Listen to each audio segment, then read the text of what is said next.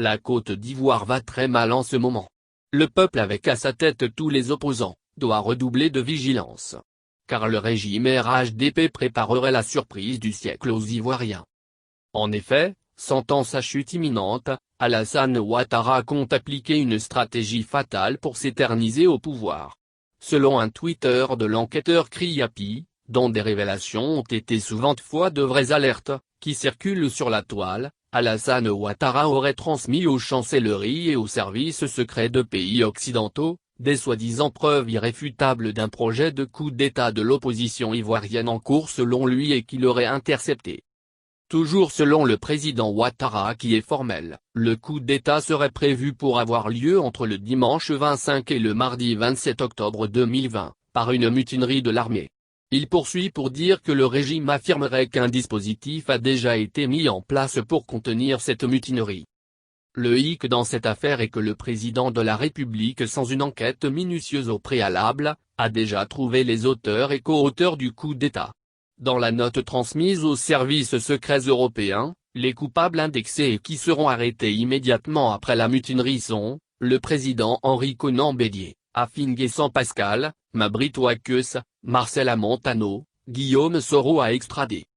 À cette liste, s'ajoute celle de généraux de l'armée et d'officiers supérieurs à mettre également aux arrêts.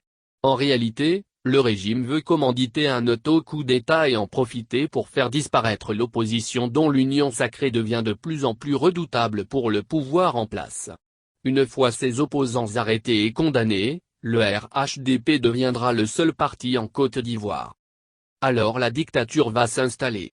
N'oublions pas la photo du président imprimée sur le drapeau national qui flotte sur le mat au siège du Conseil régional du Cavali depuis la semaine dernière. Cette aberration augure d'une future dictature sur la terre d'Espérance. Les autres opposants épargnés de l'arrestation seront obligés de faire allégeance. Souvenons-nous aussi des récents discours d'Alassane Ouattara qui prédisent une gouvernance de son parti à l'horizon 2050, voire plus. Le problème actuel est que la désobéissance civile devenue radicale ces dernières semaines a affaibli le pouvoir en place qui, conscient de sa chute, veut renverser la vapeur. Le destin de notre pays se joue cette semaine. Alassane Ouattara va-t-il mettre son plan d'arrestation sans preuve palpable en pratique et pousser le pays dans le chaos? Va-t-il finalement respecter la Constitution? Apparemment, il s'était prêté depuis belle lurette pour son passage en force avec l'armée, les milices et les microbes. Tout porte à croire que le choix de feu Amadou Gon Coulibaly comme candidat du RHDP, n'était pas sincère. Car le président actuel n'est pas prêt à quitter le pouvoir sous prétexte qu'il est le seul à maintenir la stabilité dans ce pays. Il est à la manœuvre pour son troisième mandat. Mais, ce qu'il ne sait pas, c'est que le peuple ivoirien n'acceptera pas l'arrestation arbitraire de Bédié, Afi, Mabri et autres. La Côte d'Ivoire consciente, debout et dans sa majorité, n'acceptera plus de parti unique, ni de troisième mandat. Le peuple manifeste son mécontentement les mains nues. Aucun opposant n'a d'armée parallèle, ni de milice. Comment sans armée, cette opposition peut-elle organiser une mutinerie? S'il y a mutinerie dans les prochaines heures, c'est bien un auto-coup d'État et non une action de déstabilisation planifiée par les opposants. Alassane Ouattara a une armée IP équipée actuellement. Il est le seul qui a les armes. Pour rappel, Henri Konan Bédié a été victime d'un coup d'État et humilié en décembre 1999. Mais pour l'intérêt supérieur de la nation, il n'a pas sorti l'armée contre le peuple. Sa victoire aux élections présidentielles de 2010 lui a été volée parce qu'il était le seul candidat à ne pas avoir d'armée.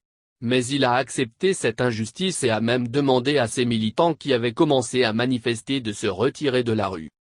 Laurent Gbagbo a été diabolisé en 2010 lors de la crise post-électorale.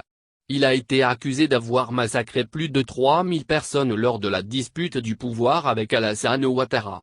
8 ans plus tard, il a été acquitté par l'ACPI. Donc en réalité, le problème de la Côte d'Ivoire est le régime actuel. Il est passé par tous les moyens pour accéder au pouvoir et ne compte pas le perdre.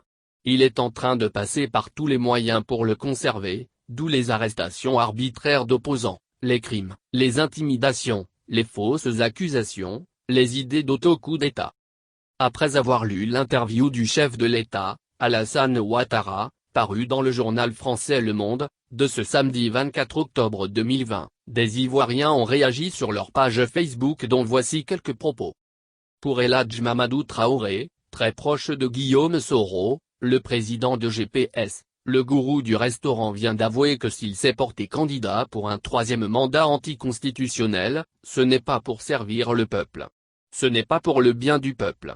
Il s'est porté candidat pour éviter que Bédié ne devienne président de la République.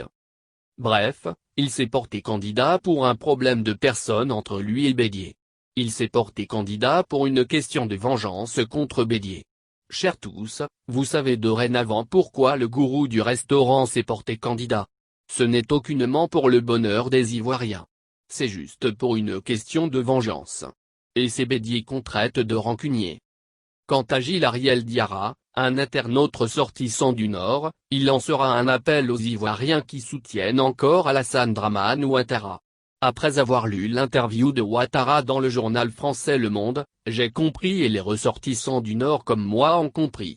Si j'étais Ahmed Bakayoko, Amadou Soumaoro, le général Apalo, Diomandé Vagondo, Jean-Claude Kouassi, Patrick Hachi, Amdé Kofi Kwaku, Aka Olé et tous les Ivoiriens qui le soutiennent, je dois démissionner. Et la démission en cascade de ces Ivoiriens qui le soutiennent pourrait faire reculer Ouattara. Sinon, ces Ivoiriens sont complices des tueries de M. Alassane Dramane Ouattara sans foi ni loi. L'histoire de notre jeune pays vous regarde, a-t-il posté.